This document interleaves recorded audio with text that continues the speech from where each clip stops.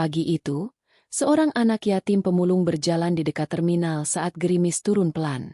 Ia melihat sebuah tas hitam mahal tergeletak rapi. Anehnya tidak basah. Saat resletingnya dibuka sedikit, terdengar bunyi, tit, tit, dan lampu kecil berkedip seperti menghitung waktu. Reno tak tahu, keputusan kecilnya hari itu akan menggemparkan satu kota dan menyelamatkan nyawa seseorang. Sebelum kita mulai, tulis di kolom komentar dari kota mana kamu menonton. Subuh di kota kecil itu selalu datang dengan dingin yang pelan tapi menusuk, seperti kabut tipis yang menempel di kulit.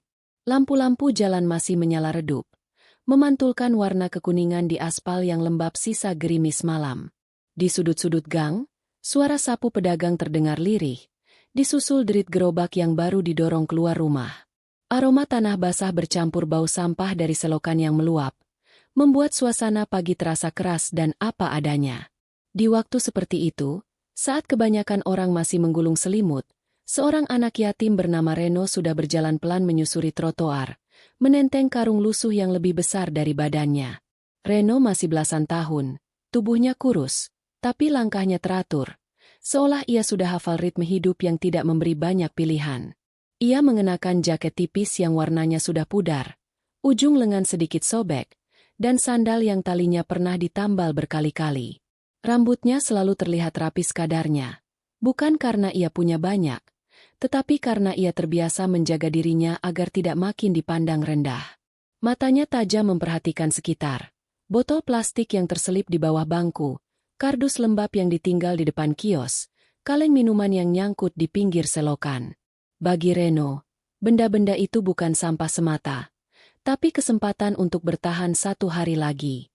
Pagi itu, kota terasa seperti menahan napas. Angin membawa suara jauh dari terminal, klakson bus yang baru datang, mesin yang dipanaskan, dan teriakan samar orang memanggil penumpang. Reno berjalan di pinggir jalan, menghindari genangan air, sambil sesekali mengusap hidung karena udara terlalu dingin. Ia tidak terburu-buru, namun juga tidak santai. Ada perasaan waspada yang selalu menempel pada anak seperti Reno. Salah langkah sedikit, bisa kena marah. Salah bicara sedikit, bisa dituduh. Tetapi di balik kewaspadaan itu, ada satu hal yang selalu sama dari Reno. Ia tidak pernah mengambil yang bukan miliknya.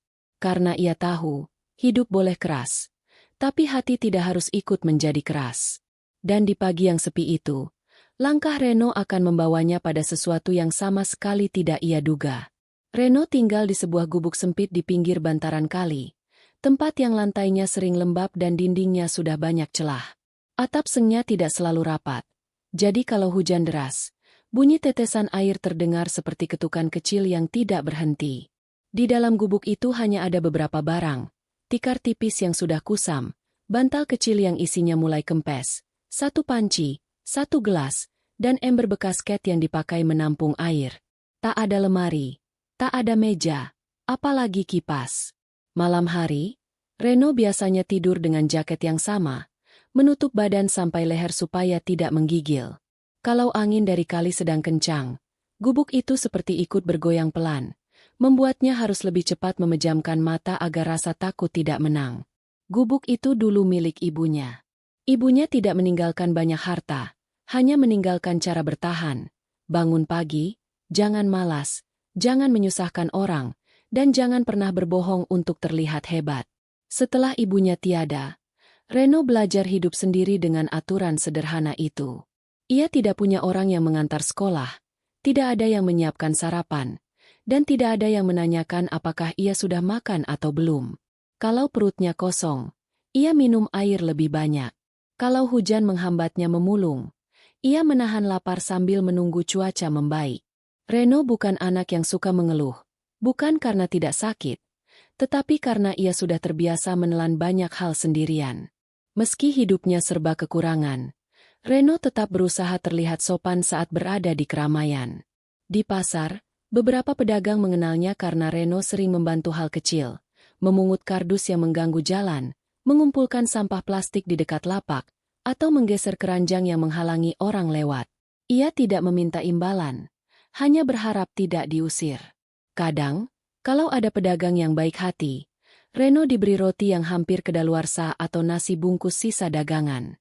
Reno selalu menerimanya dengan kedua tangan, menunduk, lalu berjalan menjauh agar tidak membuat orang merasa sungkan. Ada juga yang memandangnya dengan curiga, seolah anak pemulung pasti membawa masalah.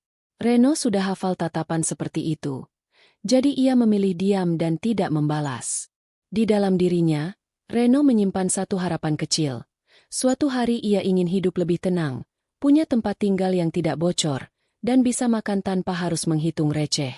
Harapan itu tidak ia ucapkan pada siapapun, tetapi ia simpan rapat-rapat seperti bara kecil di dada. Bara itulah yang membuatnya tetap berjalan setiap pagi, bahkan ketika tubuhnya lelah dan kota terasa dingin. Pagi itu, langit masih berwarna kelabu muda, seperti kain basah yang belum sempat dijemur. Hujan gerimis turun tipis-tipis, tidak deras, tapi cukup membuat jalanan licin dan banyak genangan kecil di pinggir trotoar. Reno melangkah hati-hati melewati area dekat terminal yang biasanya ramai, namun kali ini terasa lebih sepi. Sebagian orang belum banyak keluar rumah karena cuaca, sementara kios-kios baru mulai membuka pintu lipatnya. Suara yang terdengar hanya mesin bus yang dipanaskan dari kejauhan, langkah sepatu yang tergesa, dan bunyi air menetes dari atap halte. Reno berjalan menyisir jalur yang sudah ia hafal. Biasanya, di sekitar terminal banyak botol plastik, bungkus makanan, dan kardus bekas yang ditinggalkan penumpang. Ia menunduk, mengamati sela-sela bangku, dekat tong sampah, dan sudut tembok yang sering menjadi tempat orang menaruh barang sementara. Karung lusuh di pundaknya sudah mulai terisi beberapa botol dan kaleng. Saat ia hampir melewati halte paling ujung, matanya menangkap sesuatu yang berbeda dari sampah biasa. Sebuah tas hitam tergeletak rapi di samping bangku, tidak jauh dari tiang halte. Tas itu terlihat mahal. Bahannya mengilap halus, tidak kusut, dan talinya masih utuh. Yang membuat Reno makin heran, permukaan tas itu hampir tidak basah, padahal gerimis sudah turun sejak tadi. Tas itu juga tidak tergeletak sembarangan seperti barang jatuh, melainkan seperti sengaja diletakkan di tempat yang mudah terlihat. Reno berhenti. Dadanya terasa seperti ditekan pelan oleh rasa curiga. Ia langsung teringat berbagai cerita yang pernah ia dengar dari orang-orang dewasa. Ada yang pura-pura kehilangan barang untuk menjebak, ada yang sengaja menaruh sesuatu agar orang yang mengambilnya dituduh. Reno tidak ingin urusannya bertambah, karena ia sudah terlalu sering diperlakukan seolah salah sebelum menjelaskan apapun. Namun ia juga tidak bisa menutup mata begitu saja. Ia menoleh ke kanan dan kiri, mencari tanda-tanda seseorang yang mungkin panik mencari tasnya. Tidak ada yang berlari, tidak ada yang bertanya, tidak ada yang memanggil. Hanya seorang tukang ojek yang sedang berteduh jauh di seberang, dan seorang penjual minuman yang baru menata gelas di gerobaknya. Reno berdiri beberapa detik, ragu antara meninggalkan atau mendekat. Pada akhirnya, ia mengambil satu langkah maju, bukan untuk langsung membawa tas itu, tetapi untuk memastikan apakah ada identitas di luar tas atau tanda nama pemiliknya. Semakin dekat, semakin jelas tas itu bukan tas biasa yang tertinggal karena lalai. Ada sesuatu pada bentuknya yang terlihat terlalu rapi untuk sekadar jatuh. Reno menelan ludah. Ia tahu, keputusan kecil di depan halte itu bisa mengubah harinya. Dan tanpa ia sadari, itulah awal dari kejadian yang akan membuat seluruh kota bereaksi. Reno tidak langsung menyentuh tas itu. Ia berdiri di samping bangku halte, menahan napas sejenak, lalu kembali menoleh ke sekitar. Kebiasaan waspada itu bukan dibuat-buat. Ia sudah terlalu sering mengalami hal yang membuatnya belajar berhati-hati. Anak seperti Reno gampang sekali disalahkan. Kalau ia membawa tas itu dan ada orang melihat, ia bisa diteriaki pencuri. Kalau ia membukanya di tempat umum, ia bisa dituduh sengaja mengacak-acak.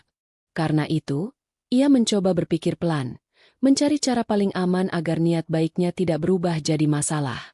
Ia mendekat setengah langkah, lalu memperhatikan tas itu tanpa menyentuh. Tidak ada nama di bagian luar, tidak ada gantungan kunci, tidak ada kartu yang terlihat. Resletingnya rapat, dan pegangan tasnya bersih, seolah baru dibeli. Reno menunduk, memperhatikan sekeliling bangku. Mungkin ada barang lain yang tertinggal atau petunjuk kecil seperti karcis atau kertas. Tidak ada apa-apa. Hanya lantai halte yang basah, dan bunyi gerimis yang semakin terasa dingin. Dalam hati, Reno ingin meninggalkan tas itu saja.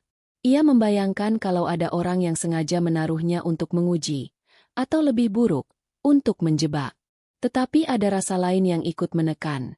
Rasa tidak tega. Ia membayangkan pemilik tas itu mungkin sedang kebingungan, mungkin menyesal, mungkin panik. Reno tahu rasanya kehilangan sesuatu yang penting, karena ia sendiri bahkan sulit menjaga barang sedikit yang ia punya. Kalau tas itu berisi dokumen, obat, atau sesuatu yang menentukan hidup seseorang, membiarkannya begitu saja juga terasa salah. Reno akhirnya mengambil keputusan yang sederhana tapi hati-hati. Ia tidak akan membawa tas itu jauh-jauh, dan ia tidak akan membukanya di situ. Ia hanya ingin memindahkannya ke tempat yang lebih terang dan lebih ramai, agar kalau ada pemilik datang, ia bisa cepat menyerahkan tanpa disalahpahami. Ia menunggu beberapa detik sampai ada orang lewat, tapi halte tetap sepi. Karena tidak ada pilihan, Reno mengangkat tas itu pelan dengan dua tangan, seperti mengangkat barang rapuh. Ia tidak memeluknya erat, tidak memasukkannya ke karung, dan tidak menyembunyikannya. Ia justru menentengnya di depan tubuhnya agar terlihat jelas bahwa ia tidak sedang mencoba kabur. Langkah Reno pelan, memilih jalur yang dekat dengan kios-kios agar segera bertemu orang. Di dalam pikirannya, ia mengulang rencana, cari tempat terang, cari petugas atau orang yang bisa dipercaya, lalu bilang apa adanya. Ia tidak ingin dianggap pahlawan. Ia hanya ingin masalah ini selesai dengan benar. Tetapi semakin ia berjalan, perasaan tidak enak justru semakin kuat. Seakan tas itu menyimpan sesuatu yang membuat suasana pagi terasa lebih tegang dari biasanya. Di bawah atap kios yang masih tertutup, Reno berhenti di tempat yang lebih terang, jauh dari genangan dan tidak terlalu tersembunyi. Ia meletakkan tas hitam itu di atas bangku kayu kecil yang biasa dipakai pedagang menaruh barang, lalu menatapnya beberapa detik seperti menimbang apakah ia harus melangkah lebih jauh atau cukup sampai di situ. Hatinya berdebar pelan. Bukan karena berharap menemukan sesuatu yang berharga, melainkan karena takut tas itu membawa masalah. Namun Reno juga butuh satu kepastian. Ia harus tahu apakah ada identitas pemiliknya, agar ia bisa mengembalikan tas itu tanpa salah orang. Dengan tangan yang sedikit gemetar, ia menarik resletingnya hanya sedikit, tidak sampai terbuka lebar, sekadar untuk mengintip bagian atas. Yang terlihat bukan tumpukan uang seperti yang sering dibayangkan orang. Di bagian paling atas justru ada kotak kecil yang rapi, bentuknya seperti wadah obat atau perangkat medis, dengan permukaan plastik bersih dan tutup yang rapat. Di sampingnya ada beberapa lembar kertas yang dilipat sangat rapi, bukan kertas sembarangan, melainkan seperti dokumen penting. Ada juga sebuah kantong bening kecil berisi benda-benda mungil yang tampak teratur, seperti perlengkapan yang sengaja disusun sesuai urutan. Reno mengernyit. Merasa ini bukan tas orang yang sedang jalan santai. Ini tas seseorang yang membawa sesuatu serius. Saat resleting dibuka sedikit lebih lebar, Reno melihat benda lain yang langsung membuat tengkuknya terasa dingin, sebuah alat kecil dengan lampu berkedip pelan. Kedipannya teratur, seperti memberi tanda. Reno tidak paham itu alat apa, tapi ia tahu satu hal, benda itu bukan mainan. Di dekat alat itu ada kabel pendek dan klip kecil seperti penjepit. Pemandangan itu membuat Reno spontan menarik tangannya, seolah takut menyentuh sesuatu yang seharusnya tidak ia pegang. Ia menutup resleting setengah, lalu membuka lagi sedikit karena ingin memastikan ia tidak salah lihat. Lampu itu masih berkedip, stabil, tenang, tapi terasa menegangkan. Reno menelan ludah. Ia mulai berpikir macam-macam. Apakah ini alat milik orang sakit? Apakah tas ini milik petugas? Atau justru tas ini berisi sesuatu yang berbahaya? Ia tidak berani mengacak-acak isi tas. Ia juga tidak ingin membiarkannya terlalu lama tanpa tindakan. Karena sekarang tas itu terasa seperti memanggil masalah. Reno menarik napas panjang, lalu menutup resleting sampai rapat kembali. Ia memutuskan tidak akan menyentuhnya lagi selain untuk menyerahkannya ke orang yang berwenang. Namun tepat saat ia hendak mengangkat tas itu lagi, ia merasakan sesuatu yang janggal. Dari dalam tas muncul getaran halus, hampir seperti ponsel yang berdering tapi tertahan. Setelah itu terdengar bunyi pendek, Pelan. Berulang. Tit, tit. Reno membeku. Bunyi itu kecil, tapi cukup untuk membuat dadanya terasa sesak. Karena kini ia yakin tas misterius itu tidak sekadar barang hilang. Ada sesuatu di dalamnya yang sedang bekerja, dan mungkin sedang menghitung waktu. Reno langsung mengangkat tas itu lagi, kali ini dengan gerakan lebih cepat namun tetap hati-hati, seolah takut bunyi, tit, tit. Itu makin keras kalau ia salah pegang. Wajahnya pucat, keningnya terasa dingin, dan telapak tangannya mulai berkeringat meski udara pagi sedang menusuk. Ia tidak berani menebak-nebak isi tas itu, tapi nalurinya berkata, ini bukan barang yang boleh dibiarkan.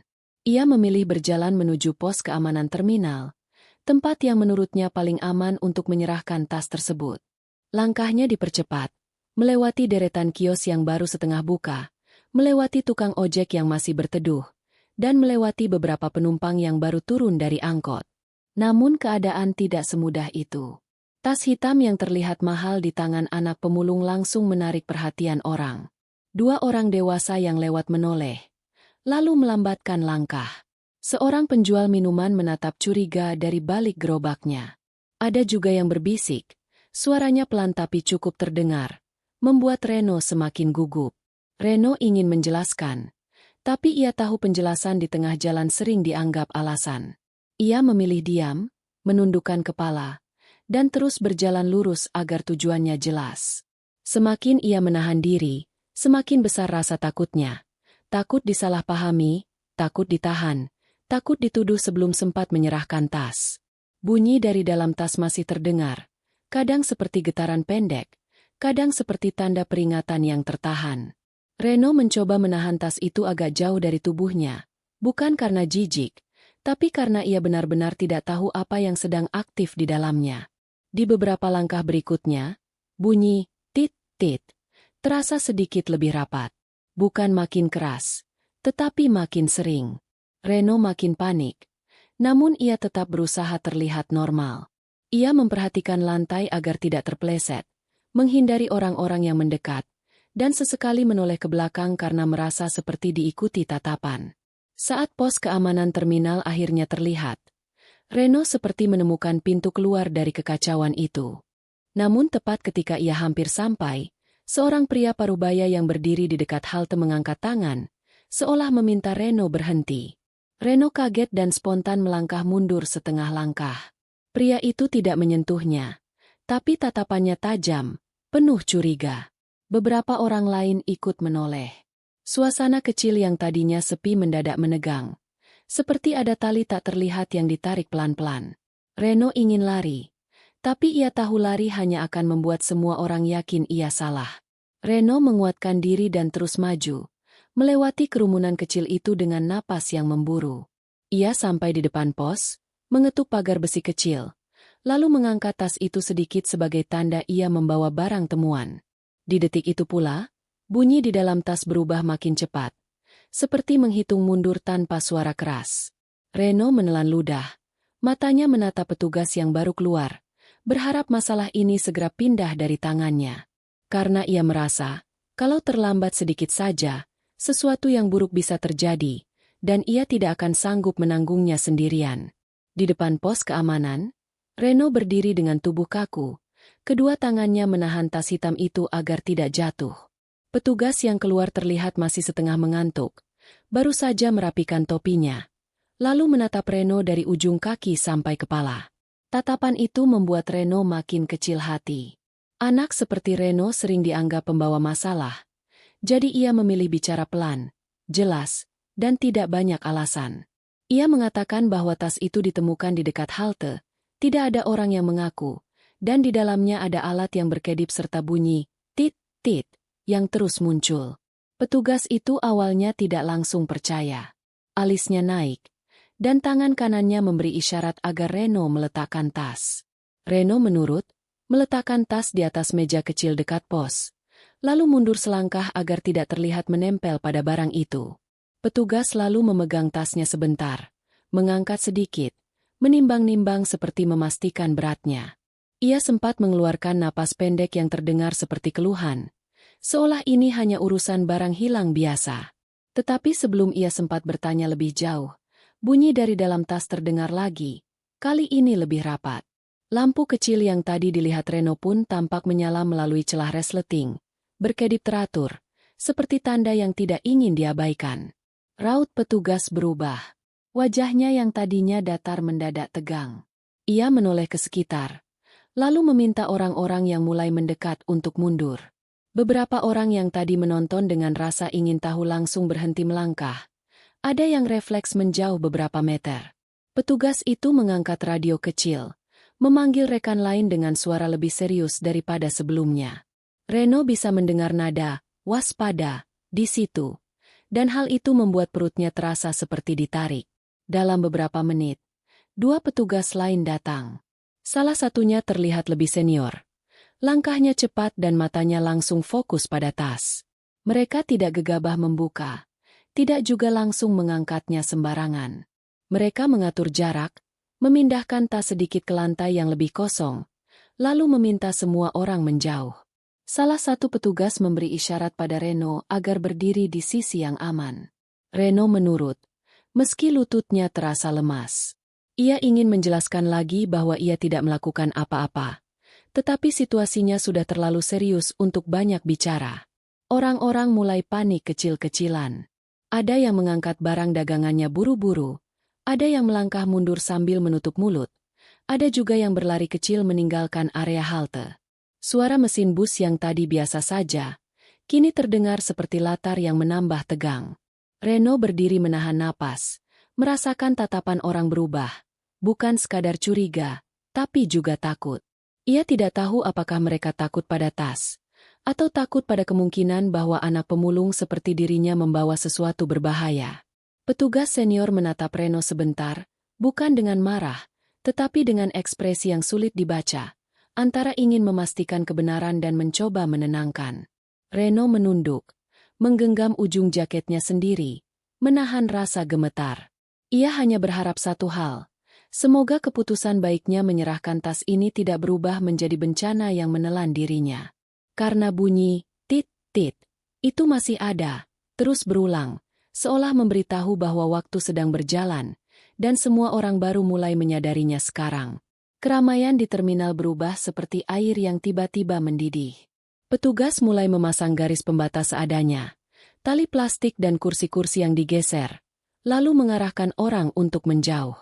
Suara yang tadinya cuma obrolan pagi mendadak menjadi riuh. Langkah kaki berlarian, suara orang memanggil keluarganya. Pedagang menutup pintu lipat kios dengan terburu-buru. Beberapa sopir angkot yang biasanya santai kini memutar kendaraan lebih cepat, menepi jauh dari halte, seolah takut berada terlalu dekat. Dalam waktu singkat, area yang tadi sepi berubah menjadi tegang dan penuh kepanikan kecil-kecilan. Reno berdiri di pinggir pembatas, tubuhnya kaku. Matanya mengikuti tas hitam itu seakan tas tersebut punya napas sendiri. Reno merasa dadanya sesak, bukan karena takut pada tas saja, tetapi karena perasaan bersalah yang datang tanpa diundang. Ia sudah berniat baik, namun kini situasinya seperti menuduhnya. Tatapan orang-orang bercampur aduk, ada yang masih curiga, ada yang takut, ada yang marah karena merasa pagi mereka terganggu. Reno ingin menghilang. Ingin berjalan pelan menjauh seperti biasanya, tapi kakinya seperti tertancap. Ia sadar, kalau ia pergi saat keadaan seperti ini, justru akan menambah kecurigaan. Jadi ia bertahan di tempat, menunduk, dan menunggu petugas mengurus semuanya. Bunyi, tit-tit, dari tas itu sesekali masih terdengar samar, membuat udara sekitar seperti semakin sempit. Tak lama, suara sirene kecil mendekat. Beberapa petugas tambahan datang, dan satu di antaranya terlihat membawa perlengkapan lebih lengkap. Mereka berbicara cepat, mengatur posisi, menilai jarak aman, lalu meminta orang-orang mundur lebih jauh. Ada yang menangis ketakutan, ada yang menutup telinga anaknya, ada yang berdoa lirih. Kota seperti tersentak bangun, karena terminal adalah nadi pagi. Kalau terminal panik, seluruh sekitar ikut panik. Reno sendiri hanya bisa menelan ludah berulang-ulang, menahan gemetar di ujung jemarinya. Di kepala Reno, muncul satu pertanyaan yang tidak berani ia jawab. Apa yang sebenarnya ia temukan? Di tengah kekacauan itu, Sebuah mobil berhenti agak jauh. Dari dalamnya turun seorang pria berjas rapi, sepatu mengilap, dan rambut tertata. Kontras sekali dengan suasana becek dan berantakan. Wajah pria itu pucat, napasnya terlihat berat. Langkahnya cepat seperti dikejar sesuatu. Ia menerobos kerumunan sambil menahan orang-orang yang mencoba menghalangi. Lalu matanya langsung tertuju pada tas hitam di lantai. Cara ia menatap tas itu bukan seperti orang kehilangan barang biasa, melainkan seperti orang yang kehilangan sesuatu yang menentukan hidup seseorang. Reno memperhatikan dari jauh, dan untuk pertama kalinya ia merasa, tas itu bukan sekadar benda misterius. Tas itu seperti membawa urusan yang jauh lebih besar daripada yang mampu ia bayangkan. Pria berjas itu berhenti tepat di belakang garis pembatas. Matanya tak lepas dari tas hitam yang diletakkan petugas di area kosong. Tangannya gemetar saat menunjukkan sesuatu kepada petugas. Sebuah kartu kecil atau catatan yang ia keluarkan dari dompetnya. Seolah membuktikan bahwa ia tahu persis tas itu milik siapa. Petugas senior tidak langsung percaya begitu saja. Namun melihat raut wajah pria itu yang seperti menahan panik, mereka mulai bergerak lebih terukur. Salah satu petugas mengenakan sarung tangan, lalu membuka resleting tas dengan perlahan, tidak sampai mengangkat isinya sembarangan. Saat bagian dalam tas terlihat jelas, kerumunan yang masih menonton dari jauh mendadak hening, seakan semua suara pagi ditelan kabut. Isi tas itu sama sekali tidak seperti dugaan orang-orang. Tidak ada tumpukan uang, tidak ada barang mewah, tidak juga sesuatu yang menyeramkan seperti yang dibayangkan dari bunyi tit-tit. Di bagian atas terdapat kotak-kotak kecil berlabel rapi, beberapa bungkus obat darurat, dan alat medis yang bentuknya sederhana namun terlihat penting. Di sampingnya ada perangkat kecil dengan lampu berkedip, terhubung dengan klip dan kabel pendek, benda yang tadi membuat Reno ketakutan. Petugas menemukan sebuah kartu pasien dengan tulisan yang jelas, lengkap dengan nama, golongan darah, serta nomor darurat. Ada juga selembar instruksi singkat yang dilaminasi. Isinya petunjuk langkah cepat jika pemilik tas mengalami kondisi gawat. Semua benda itu tersusun seperti perlengkapan yang harus siap dipakai kapan saja, bukan barang bawaan biasa. Salah satu petugas yang paham membaca tanda-tanda alat itu segera menyadari sesuatu. Lampu berkedip bukan tanda bahaya untuk orang sekitar, melainkan tanda bahwa pemilik tas sedang membutuhkan pertolongan. Perangkat itu seperti pengingat darurat, sebuah sinyal yang tidak boleh diabaikan. Bunyi, tit-tit. Yang makin rapat tadi bukan ancaman, tetapi peringatan waktu. Kerumunan mulai saling melirik. Sebagian menutup mulut karena terkejut. Tas yang semula dianggap memicu masalah, ternyata adalah tas penyelamat yang sedang menagih kecepatan. Pria berjas itu semakin pucat. Ia menjelaskan singkat kepada petugas bahwa tas ini bukan sekadar barang tertinggal, melainkan tas pendamping untuk seseorang yang memiliki kondisi serius dan bisa kambuh kapanpun. Petugas langsung berubah sigap. Mereka tidak lagi fokus pada barang temuan, melainkan pada satu hal yang lebih mendesak. Di luar sana ada seseorang yang mungkin sedang menunggu obat dan alat ini untuk bertahan hidup. Pada saat itulah, suasana terminal bukan hanya gempar, tetapi berubah menjadi perlombaan sunyi melawan waktu, dan semua orang baru sadar bahwa anak pemulung yang menyerahkan tas ini bisa saja baru saja membuka jalan keselamatan bagi seseorang yang belum terlihat. Petugas segera menindaklanjuti informasi di kartu pasien. Nomor darurat dihubungi. Lalu salah satu petugas berlari ke arah parkiran dan jalur angkot untuk mencari kendaraan yang sesuai dengan keterangan. Pria berjas itu ikut bergerak cepat. Wajahnya tegang seperti menahan panik yang hampir meledak. Beberapa orang yang tadi ketakutan kini justru ikut menyingkirkan jalan, seolah mengerti bahwa ini bukan lagi urusan tas hilang, melainkan urusan nyawa. Di saat yang sama, bunyi dari perangkat kecil di dalam tas masih terdengar pelan namun rapat, seperti tanda bahwa kondisi pemiliknya tidak sedang baik-baik saja. Suasana terminal berubah drastis, bukan lagi curiga dan ramai gosip, melainkan hening tegang yang dipenuhi langkah tergesa dan napas yang berat. Tak lama, kabar dari seberang garis pembatas membuat semua orang membeku. Di sebuah mobil yang berhenti tidak jauh dari terminal, seorang perempuan ditemukan dalam keadaan kejang dan sesak, tubuhnya lemas, wajahnya pucat, dan napasnya tersengal. Orang di dalam mobil terlihat kebingungan, Mencoba menenangkan sambil mencari obat yang seharusnya ada di tas darurat. Tas yang ternyata tertinggal saat perempuan itu turun sebentar di halte karena merasa mual. Ketika tas itu hilang dari genggaman, pertolongan yang paling penting ikut hilang. Obat cepat, alat pemantau, dan panduan tindakan darurat. Waktu yang terbuang beberapa menit saja bisa menjadi perbedaan antara selamat atau terlambat. Petugas bergerak membawa tas itu mendekati mobil dengan hati-hati, lalu membuka bagian yang dibutuhkan sesuai instruksi.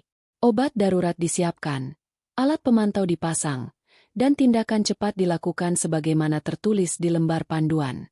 Dalam beberapa saat, napas perempuan itu mulai lebih teratur, kejangnya mereda, dan warna wajahnya perlahan kembali. Orang-orang yang melihat dari jauh menahan napas, seperti baru sadar bahwa kejadian ini benar-benar nyata. Mereka yang sebelumnya menatap Reno dengan curiga kini terdiam, karena fakta yang muncul terlalu kuat untuk dibantah. Jika tas itu tidak ditemukan dan diserahkan tepat waktu, perempuan itu bisa saja tidak sempat mendapat pertolongan. Terminal pun berubah menjadi gempar dengan cara yang berbeda, bukan karena ketakutan, tetapi karena rasa kaget dan tak percaya. Reno berdiri di pinggir, masih dengan jaket lusuh dan karung di bahu, namun kini semua mata memandangnya dengan satu kesadaran yang menyentak. Seorang anak yatim pemulung yang sering dianggap tak berarti, ternyata tanpa sadar telah menjadi penyebab seseorang tetap hidup pagi itu. Bukan karena kekuatan, bukan karena uang, melainkan karena ia memilih jujur dan tidak lari ketika kesempatan berbuat baik datang. Setelah keadaan perempuan itu stabil, suasana terminal perlahan turun dari tegang menjadi hening yang aneh. Orang-orang yang tadi berlari kini berdiri diam, seolah malu pada ketakutan dan prasangka mereka sendiri. Beberapa pedagang yang sudah menutup kios perlahan membuka lagi, tapi tangan mereka masih gemetar. Petugas keamanan menurunkan garis pembatas, lalu menenangkan kerumunan agar kembali tertib.